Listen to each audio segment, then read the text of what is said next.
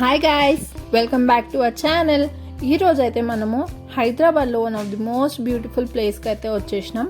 అదే మన KBR national park.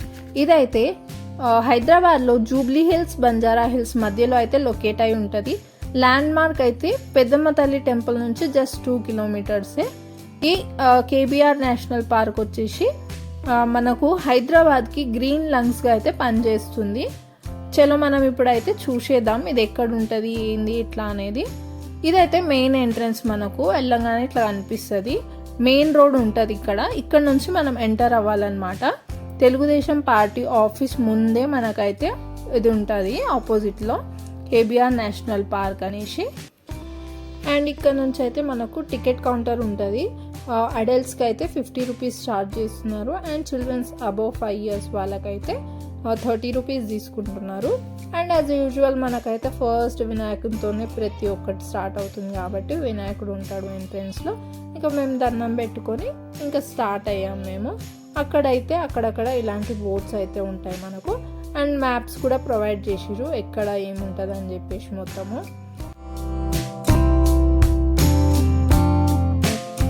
ఇంకా కేబీఆర్ పార్క్ గురించి చెప్పుకోవాలంటే మన హైదరాబాద్ నగరం మధ్యలో ఉన్న ఒక ప్రముఖమైన నేషనల్ పార్క్ అని అయితే చెప్పుకోవచ్చు. దీని పూర్తి పేరైతే కాసు బ్రహ్మానంద నేషనల్ పార్క్. ఇది మన నగరంలో ఉన్న అరుదైన అడవి ప్రాంతాల్లో ఒకటని చెప్పుకోవచ్చు. నేచర్ని ఆస్వాదించడానికి కానీ, వాకింగ్కి కానీ, జాగింగ్, యోగా, ఇంకా పక్షులను చూడడానికి కానీ వేలాది మంది అయితే ప్రతిరోజు ఇక్కడికైతే వస్తుంటారు. అండ్ కేబీఆర్ అని పేరు ఎలా వచ్చిందంటే ఈ పార్క్కి మాజీ కాసు బ్రహ్మానంద రెడ్డి గారి పేరైతే పెట్టారు. ఆయన ఆంధ్రప్రదేశ్ మాజీ ముఖ్యమంత్రి 1964 నుంచి 1991 వరకు అయితే మన ఉమ్మడి ఆంధ్రప్రదేశ్ ముఖ్యమంత్రిగా అయితే పనిచేసిరు. ఆ తర్వాత ఆయన సేవలను గౌరవించడానికైతే ఈ పార్క్కి కేబీఆర్ నేషనల్ పార్క్ అని అయితే పేరు పెట్టారు. మేము వెళ్ళిన రోజు అయితే మాకు ఇలాంటి టార్టాయిస్ అయితే కనిపించింది. ఇక్కడ టార్టాయిసే కాదు, చాలా different types of birds, animals అయితే ఉంటాయి. Like peacocks, rabbits, parrots, butterflies, birds and చిన్న చిన్న అడవి జంతువులు కూడా కనిపిస్తుంటాయి మనకు. అండ్ మనము ఇప్పుడు హిస్టరీ చూసుకుంటే ఈ పార్క్ ఒకప్పుడు నిజాం ఆఫ్ హైదరాబాద్ కుటుంబానికి చెందిన చిరాన్ ప్యాలెస్ ఎస్టేట్లో భాగంగా ఉండేది. తర్వాత ఈ ప్రాంతాన్ని అయితే అటవీ సంరక్షణ కోసం అయితే ప్రకటించేసారు. అండ్ 1994లో దీనిని నేషనల్ పార్క్గా ప్రకటించారు.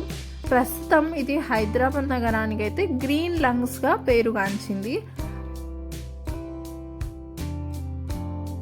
ఈ పార్క్ అయితే చాలా పెద్దగా ఉంటుంది. మొత్తం 390 acresలో ఉంది. ఇందులో ఎక్కువ భాగం మొత్తం అయితే అడవి మాత్రమే ఉంటుంది. అండ్ బయట చుట్టూ ఉన్న వాకింగ్ ట్రాక్ వచ్చేసి 5 kilometers ఉంటుంది. అండ్ మేము వెళ్ళినప్పుడు అయితే ఇలా పికాక్స్ అయితే కనిపించినాయి అక్కడక్కడ, చాలా బాగుండే.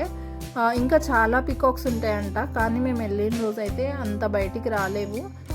లోపల ఉంటే దాన్నే మేమైతే రికార్డ్ చేసి ఇక్కడ వేస్తున్నాం అన్నమాట.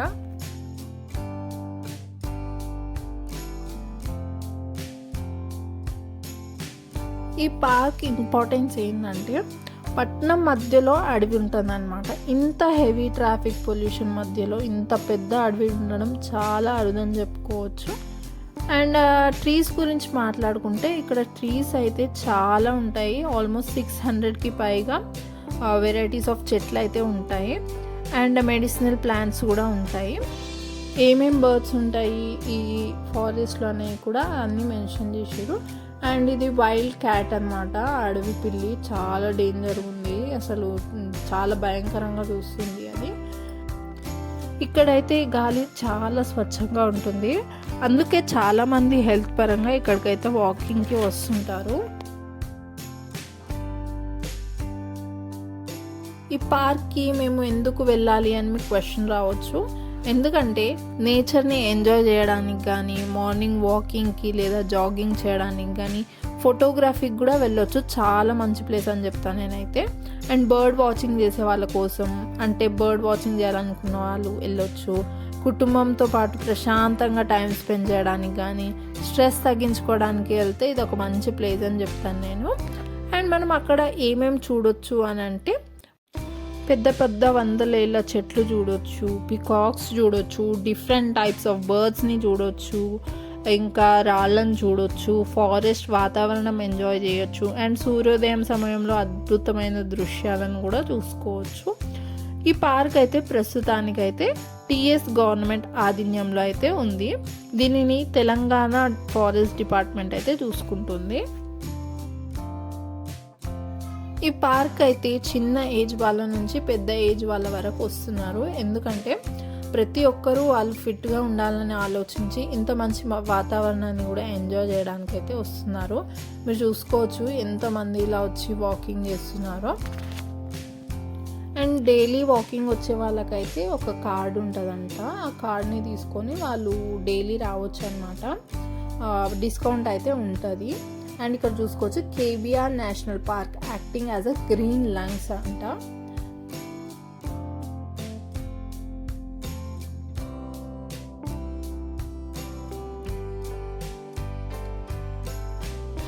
ఈ పార్క్ యొక్క ఇంపార్టెన్స్ ఏంటంటే హైదరాబాద్ పొల్యూషన్ని తగ్గించడానికైతే ఒక ఇంపార్టెంట్ రోల్ని అయితే ప్లే చేస్తుంది. ఇంకా నేచర్ని బ్యాలెన్స్గా ఉంచుతుంది, అంటే నేచర్ని బ్యాలెన్స్ ఉంచడానికి హెల్ప్ చేస్తుంది. సిటీ క్లైమేట్ని కొంతవరకు అయితే కాపాడడానికి సహాయపడుతుంది. అండ్ అందరూ ఇక్కడికి వాకింగ్, జాగింగ్ అయితే వస్తుంటారు. యాక్టర్స్, ప్లేయర్స్, పొలిటీషియన్స్ కూడా ఈ పార్క్ అయితే వస్తుంటారు.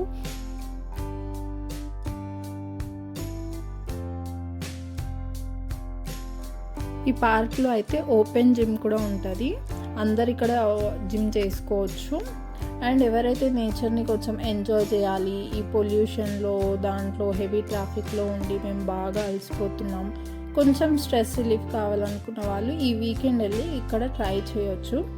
ఇంతటితో ఈ వీడియో అయితే ఎండ్ అవుతుంది. Keep watching our YouTube channel. Like, share and subscribe. Thank you and bye bye.